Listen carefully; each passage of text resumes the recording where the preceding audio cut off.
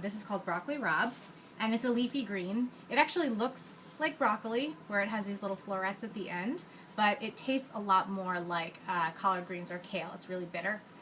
It's really good for you, and I tend to love it. So this has been in my fridge for a couple days, and some of the leaves on the side are starting to get kind of gross, and some of the stems need to be trimmed off and cleaned up. So the first thing I'm going to do is trim off any of that stuff that doesn't look like I'm going to want to eat it. And the second thing I'm going to do is wash it in a big bowl of water and swish it around so any dirt or anything trapped in the leaves will fall to the bottom of my bowl, and I'll have a nice clean bunch of greens. While I do that, I'm going to have a pot of water on the stove that I'm going to use to blanch this when it's all cleaned and ready to go.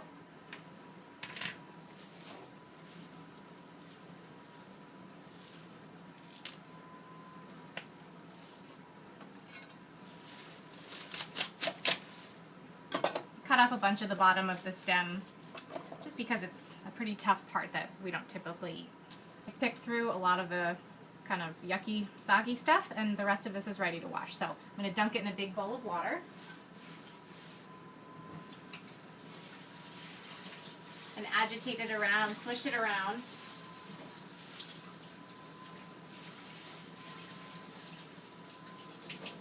Let it sit for a second so any dirt can fall to the bottom of the pool of water.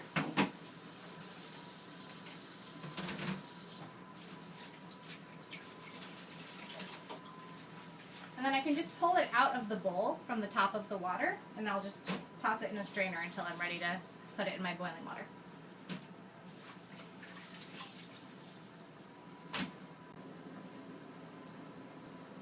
All right, ready for the next step. We're going to blanch our broccoli rabe. I've got my pot of water up to a boil. I've got my broccoli rabe cleaned up, trimmed the ends, and nice and washed very thoroughly. And I'm going to put about a tablespoon, maybe 2 teaspoons of salt into my boiling water. This is our chance to season the broccoli rabe, as well as, we're doing this ahead. We're kind of, almost it's like an act of preservation, right? So if I left it in the bag in my fridge for another 2 days, it probably would have become pretty mushy and gross and maybe not edible. So I'm not wasting food. I'm going to blanch it. We are going to eat it tonight or tomorrow, so the salt's not really going to preserve it for that long, but it does help. So water is salted and boiling, and I'm going to dunk it in. This takes about 2 or 3 minutes.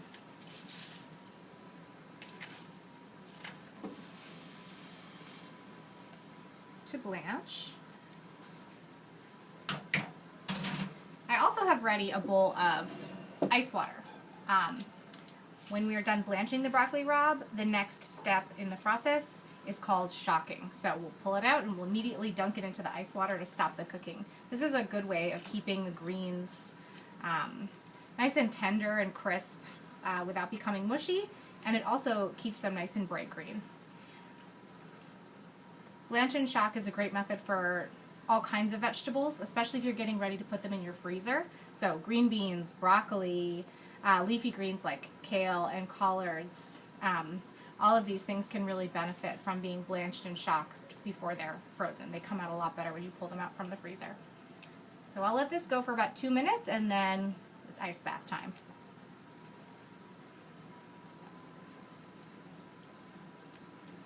All right. We're ready to pull these out from the water. Blanch is over. Time to shock. Right in.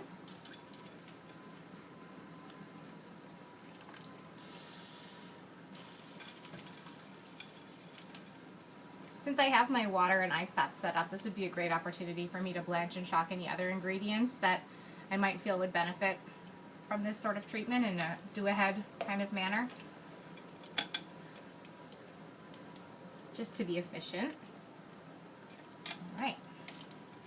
So I'll let these cool down and drain them. I'm planning on using these in a pasta dish with some white beans later today. So I'll probably chop them up and saute them with a little garlic, mix them with pasta and beans, which are great pantry staples that I always have on hand, and serve it alongside our eggplant parm for dinner. So I'm going to check on our eggplant in a minute after I get cleaned up from this.